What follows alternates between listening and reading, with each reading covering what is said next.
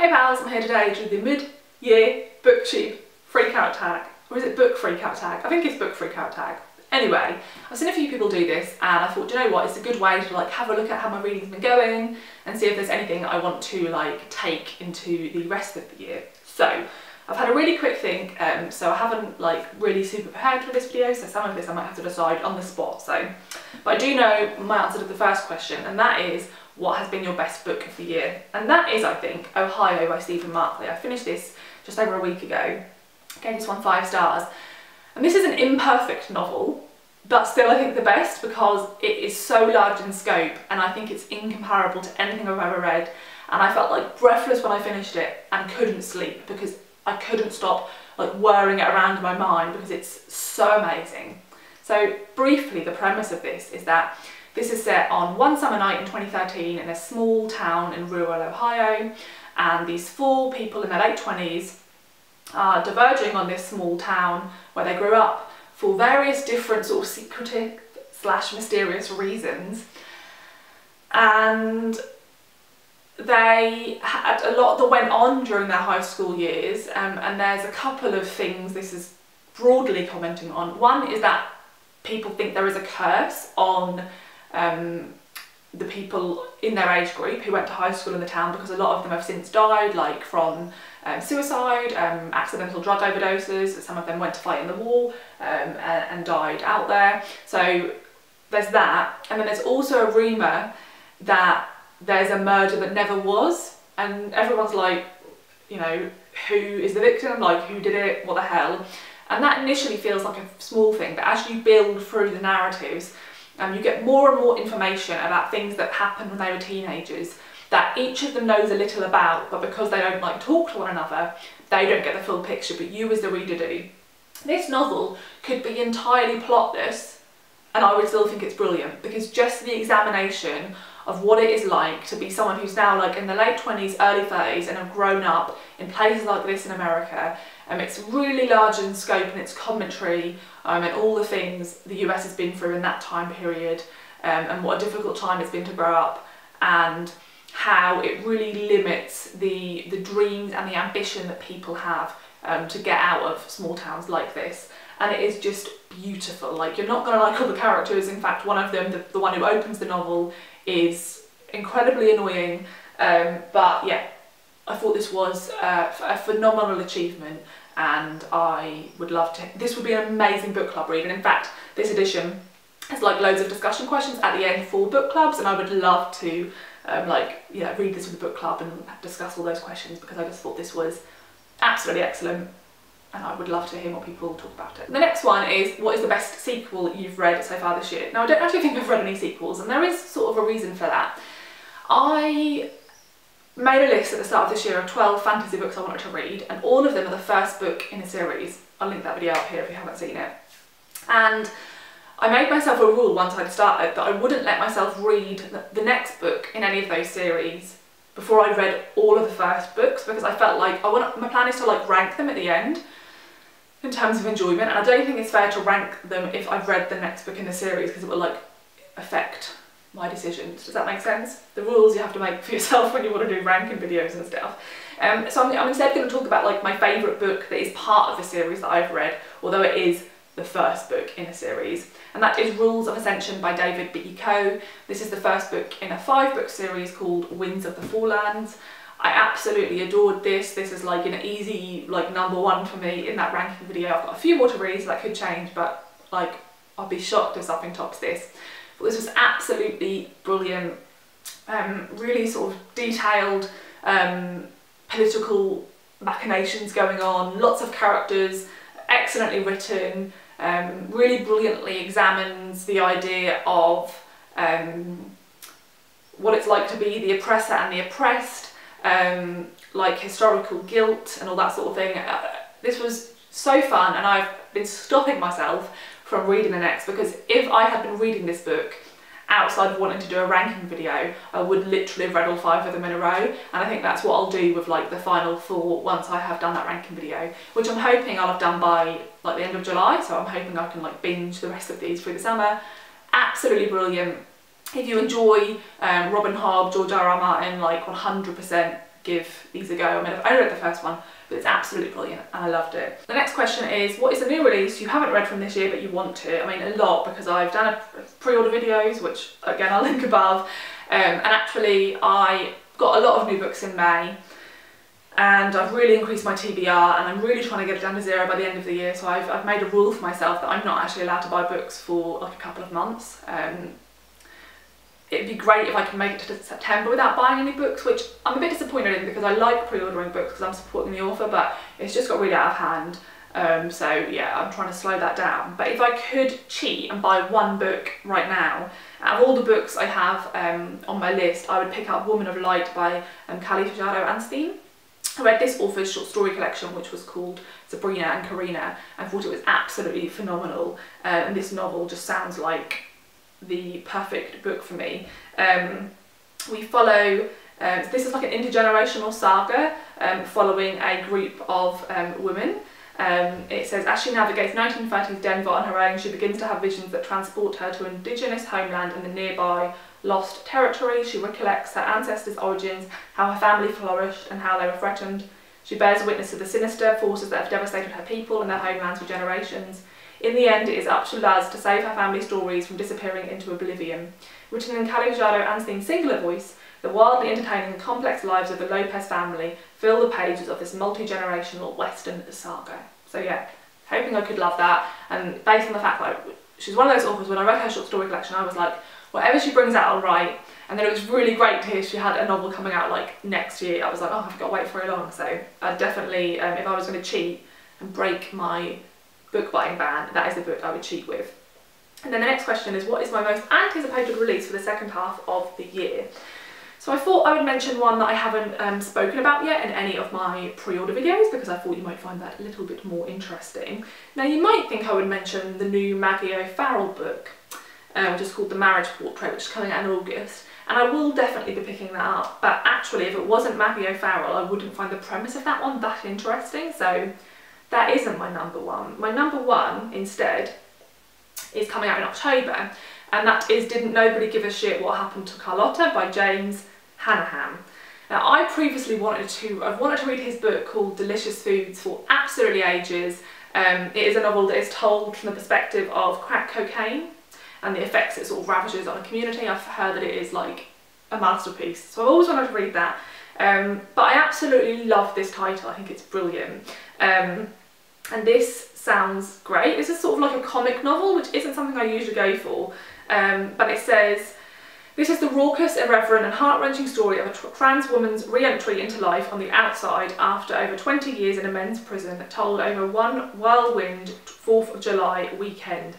It says, sweeping the reader through seemingly every street of Brooklyn, much as Leopold Bloom does in Joyce's Ulysses.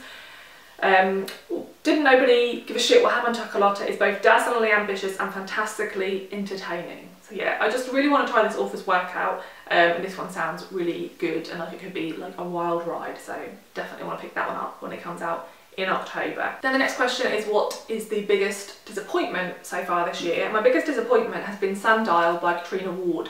I do have loads of books, so I have loads of disappointments, but I thought it was fair to talk about one I'd finished. So I finished this and I gave it 2 stars. I read her previous release that came out a couple of years ago and really enjoyed it and was super excited to hear she had a new book coming out. She writes sort of literary horror, and yeah, I found the last one really scary, and the writing style was beautiful, and so I thought, oh, this is going to be really great. And yeah, didn't work for me. I thought it was a mess. I thought it had too many plots going on. I thought it was trying to tick a lot of boxes in terms of like novel set in the desert that has weird sisters, cults, like horrible like stuff that happens to children. Like, I just felt like it was like trying to tick all these boxes of like weird crazy things that could be part of like a spooky desert narrative. I felt like none of those things were handled with much care. I felt like it was really overblown and messy, and also I just wasn't really engaged. Like, I felt like I was reading a messy novel, and yeah, didn't like where the plot went at all. And I don't know if like, this is Katrina Ward's new thing, that she writes books dealing with people who have quite significant mental health problems. I don't know if she's the right person to do that, because I don't know if she has any sort of, you know, training or sort of education in that field. I think she does a lot of research, But I did feel with this book that I wasn't really sure what the takeaway was in terms of the mental health problem one of these characters had. Like, it felt like, I don't know, I don't want to spoil anything, but I don't know if it was really a good description for people who are like struggling like these characters. So yeah, massive disappointment. Obviously a completely beautiful cover, so very sad about that. I unhaul all the books I didn't enjoy. I just wait until they're like a big enough stack to bother getting rid of, hence why I still have this one. The next question is, what is your biggest surprise of the year so far? And previously when I've done this, I've been like, what does this mean? Like, you read a book hoping to like it, and I've seen other people say this about this question. But I do have a book this year that really works, and that's because I picked up Love Marriage by Monica Ali, thinking I would enjoy it, but thinking that this was going to be like a really literary, like difficult read, one I'd have to read quite slowly, and would be quite challenging, because the reason I thought that is because Brick Lane by this author was previously shortlisted for the Booker Prize. I don't know if it won, but yeah, so like in my mind, people who make the Booker tend to be books that are like a little bit drier, like you have to read a bit more slowly. Not at all. This is a book I'd recommend to like absolutely loads of people. I think this would be a brilliant book club book. This is both handling themes with care, but also really plotty. There's loads of things happening. There's loads of like really interesting characters that you can like sort of judge from different perspectives. This would be such an interesting book club discussion book, and I loved it, and I just found it like really joyful and like a real page turner. And I really wasn't expecting that. I was expecting this to be a book that I sort of read in just like 30-page sections. I think I read this in like 2 sittings, and it's quite a chunky book. I'd highly recommend this, and I think this would be an excellent like BBC miniseries, so I'd be excited to see if they adapt this one. I have no idea if they will. The next question is my favourite new author. Again, I haven't read 2 books by an author this year, so this is a difficult one for me, but I'm going to mention Benjamin Myers. Now the reason for that is I've just finished listening to The Offing on audio. Absolutely blew me away, 5-star read, was a contender for my favourite book of the year. This is just like a quintessentially me read, and I adored it. And I previously tried to read Benjamin Myers' memoir a couple of years ago, and I DNF'd it. I loved his nature writing, but he spends a lot of time in that book talking about dead white male poets, and like I just didn't find that interesting, and also was a bit gutted by the fact that there was barely any women mentioned in the book, so I gave that up on it. But he's always been someone I've had in the back of my mind. I could enjoy his novels. I loved this so much, and I know he's got quite a large back catalogue, which is really exciting, and also he has a new book that's just come out actually, that I'm 100% going to pick up and read this summer. It is called The Perfect Golden Circle, and it is about 2 men who, when is this set? I think in maybe the 80s? Is it set in the 80s? Let's check how good my memory is. It says, oh my god, there's loads, there's so many like advanced praise.